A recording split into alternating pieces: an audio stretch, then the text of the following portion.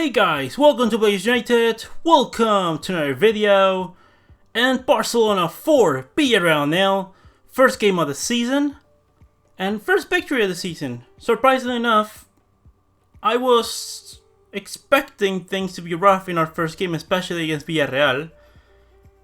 I wasn't expecting what Emery did today, and it's not that Villarreal were necessarily bad today. Barcelona were, to give them credit, were pretty good, were pretty decent. Pressing wise, we were fine moving the ball. We were moving the ball very quickly. That's something that I've wanted. Frenkie de Jong today was absolutely fantastic in centre midfield. And today the star of the show was Ansu Fati. Who else could it be? He was absolutely magnificent today. Some players with really good performances, others with more of the same. I think we all know who I'm talking about and who I'm referring to. But in general, very good game for Barcelona. And if we can keep up this line of work, and it's only first game of the season, let's not get carried away. I've been hearing some people that, right, in social media when I was like halftime saying, we're going to win the Champions League, like let's go Koeman, like let's relax guys. It's first game of the season, okay? It's one game against Villarreal, we've been pretty good, okay, let's give us credit, but let's keep working hard, and it's something that the team needs to keep doing. Overall, the performance was pretty decent from mostly everyone. Everyone was performing the tasks that they needed to perform. I've been hearing some criticism towards some players that I don't understand why. I thought that today at least were fine. At least they fulfill what they needed to fulfill. Maybe they didn't have the game of their lives, but overall it was a pretty decent performance. Obviously we can ask for more out of them, but being overly harsh is not the idea either. But with that said, let's start with lineups and then we go ahead and talk about the game. Barcelona opted to go with Neto in net, Sergio Roberto, Gerard Piqué, Clement Lenglet and Jordi Alba in defense. In midfield, Sergio Busquets and Frenkie de Jong as the three attacking midfielders, Antoine Griezmann, Philippe Coutinho and Ansu Fati, and up top as the false nine, Lionel Messi. While Villarreal opted to go with Sergio Senjo in net, Mario Gaspar, Raúl Albiol, Pau Torres and Pervis Estupiñán in defense. A midfield four of Moi Gomez, Francisco Quilín, Dani Parejo and Samu Chukwueze, and up top, Paco Alcácer and Gerard Moreno. Alright, let's discuss how the game went. Let's talk about first Villarreal. First 3 games already for Unai Emery. The first with a draw, second with a win, and today he lost. Overall, I'm expecting a lot more of this Villarreal team. They still need to get settled in. I thought that they were going to cause a lot more problems than they did. But overall, Barcelona played well and we were able to disarm them, which is something very positive. Those two up top of Moreno and Alcácer, I was expecting a lot of troubles, but, you know, defensively, I think that we can say, I saw a lot of criticism towards Busquets today, but I don't understand why, because Busquets defensively was recovering a lot of balls today. He had a lot of interceptions, a lot of good tackles. Overall, it wasn't his best game. Yes, he gave the ball away, you know, playing out of the back a few times, but nothing that I would say was absolutely horrendous. He's definitely not the best Busquets that we're seeing right now, but he's by no means the worst player that we have in the team, which is something that some people been criticizing about. Frenkie de Jong today was absolutely fantastic playing the ball at the back. This is more the Frenkie that I want to see. I said in the past video that, or in the past match review, when we played Elche, that he was kind of, you know, getting zombie mode and I need to see more of Frenkie de Jong. Today he showed up, today he did more, and it was really good to see. Clement Lenglet and Piqué were pretty good as a partnership. Piqué today was fantastic. Lenglet was, you know, doing his job very well. Sergio Roberto did not have, you know, a game to say that he was the man of the match, but overall, playing at the back was really well. When he needed to go forward, he went forward. When he needed to track back, he tracked back. Overall, his job was to be on top of Moi Gomez, and he did it perfectly fine. Again, these players are improvable, but, you know, merit when merit is due. They had a good game, and let's leave it at that. Neto today didn't have much to do. Whatever he had to do, he did it well. He did it fine. Still waiting on Marc-André ter Stegen. More news coming on that soon, I hope. I hope that we see more news about that soon. We still aren't sure on when he's coming back, but I hope that, for our sake, it's as soon as possible. And then we have Philippe Coutinho, Ansu Fati and Lionel Messi. Let's talk about Coutinho and Lionel Messi. Messi had a Messi game. He was good, better than most everyone else. Up to his standards, couldn't be better. But again, pretty sound game for Messi. It seems that he's, connected into this, that he's going to give it his all, at least for this season. Whether he goes or leaves, that's another thing to talk about. But if we keep playing this way and we can, show him that there is a hope that Barcelona can go forward with elections coming up, with a new president, with a new coach probably for next season, and better signings, we'll see if we can convince Messi to stay. Coutinho today, had an assist for Ansu Fati's second goal, did a few plays here or there, good key passes here or there. Again, Coutinho today was pretty decent. It's much better than the Coutinho that we were seeing beforehand.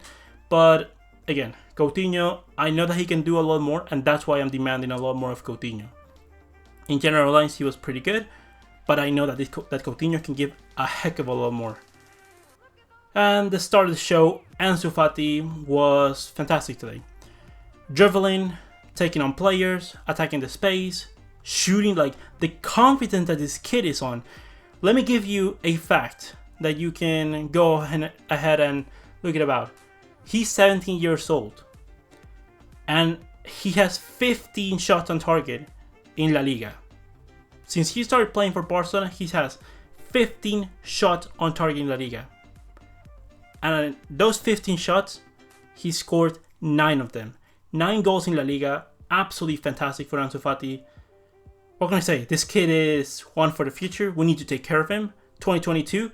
As soon as the first thing that the board need to do, as soon as they get here, is sort out the contract for Ansu Fati.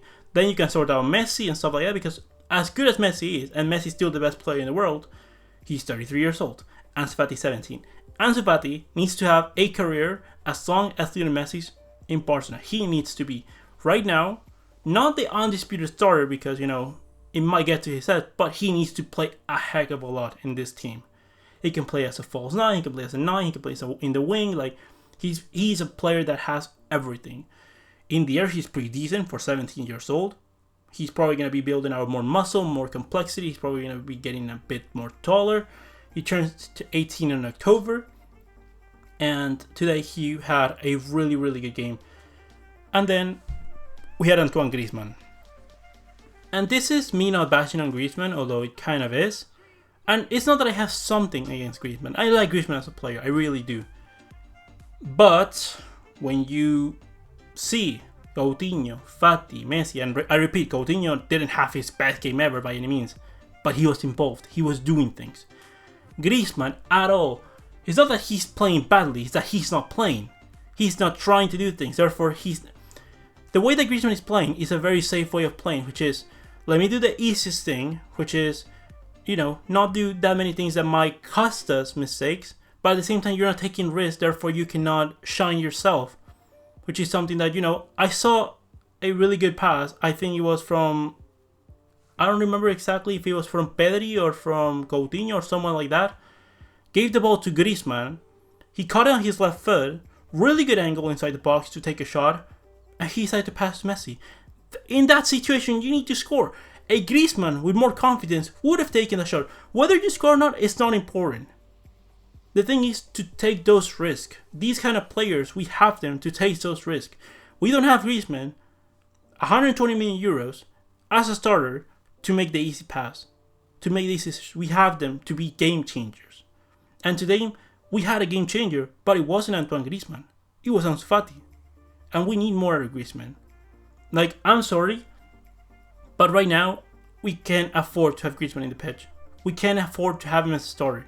He needs to, go to the bench a few games, think it over, see if we can find a position for him, because that's not his position. But the problem is that there's no position for Griezmann in this team, because while Messi's here, Messi's going to be the false 9. And I'm happy with Messi as the false 9. I don't think we really need a number 9. I think Messi's best position right now for Barcelona is as a false 9. Therefore, I've been hearing Haaland. Depay right now, I don't think is overly necessary, because I think in the wider areas we already have Ansu Fati, we have Trincao, we have Dembele, Coutinho can shift there, here, there. So I think that we have enough quality going forward. I don't think we need to sign any more forwards for the time being. I would save that money and maybe put it into signing Kylian Mbappe in 2021. But Griezmann right now needs to go to the bench. For me, Trincao or Dembele, whoever you want to start, whoever is fine for me in that right wing, needs to start for next game. Because Griezmann right now, I know that's going to shatter his confidence, but the problem is that I doubt that there is any more confidence to shatter away from Griezmann. Right now, he's not doing anything in particular. And we need the best version of Griezmann. If Griezmann could give us, a good version of himself, for sure, be a starter. But the problem is that we can't have him being on the pitch as a starter without doing anything of merit, while other players are giving it the role as soon as they come out of the bench. The best player that came out of the bench today was probably Pedri. I would like to say Pedri today doing a few things here or there. But the problem is, the problem that I had with Ronald Koeman today was nothing, it's more a thing of giving merit, like rewarding when you do things well. Because you cannot take out Ansu Fati before you take out Antoine Griezmann. There's no way. There's no way. And I know that he did it to not shatter Griezmann's confidence. But what Ansu Fati? Ansu Fati does the game of his life. Does one of the best games in his Barcelona career so far. And you take him off before Griezmann, who has been doing nothing in the game. Again, and I know Ansu Fati is not lacking in confidence. That kid was born. Confidence must be he's like third middle name or something like that. But, it's about rewarding things like that. And we need to change that about. That's something that I didn't like about Koeman today. Not overly criticizing Koeman. I wanted to Ricky Puig, but I understand that, Pjanic is a hair in the hierarchy, and a double pivot of Ricky Puig and De Jong would have been a bit risky. Even a double pivot of Pjanic and Ricky Puig would have been a bit risky. I want to see more of Ricky Puig, for sure. I think that he can give us something. In this kind of games, I think that, I'm not expecting Ricky Puig to play a lot, and I already said beforehand that Ricky Puig with Koeman in this system wasn't going to play a lot. And it's not Koeman's fault because, if you brought him in, you know what you're getting with Koeman. But I hope that in these kind of games, next time around, when we are comfortably winning by the first half, that we have the game locked up, that we can give Ricky Puig some minutes so he can, develop more and continue his progressing as a player for Barcelona. Things to take away out of this game: really good Ansu Fati, excellent Jordi Alba. People criticizing Jordi Alba, saying that he's finished, that he had a bad season. I'm not gonna deny that, but for 2 seasons before that, he was probably the best left back in the world, and he had one season. People say he's finished, that he's not a Barcelona player quality anymore. You can have a bad season. That doesn't mean that you're finished. Like, let's think logically. You don't stop knowing how to play football 1 year to another. Physically, he looks really well. And overall, that's all I have to say about the game. Overall, it was all pretty decent. I would give everyone at least a 7. Ansu Fati gets a 10, obviously. Griezmann gets a 3 because I know that Antoine Griezmann can give a lot more. But anyways, that's all I had to say about the game, guys. Leave me all your opinions in the comment section below. Comment, like, and subscribe. And I'll see you next one, Blaugranas.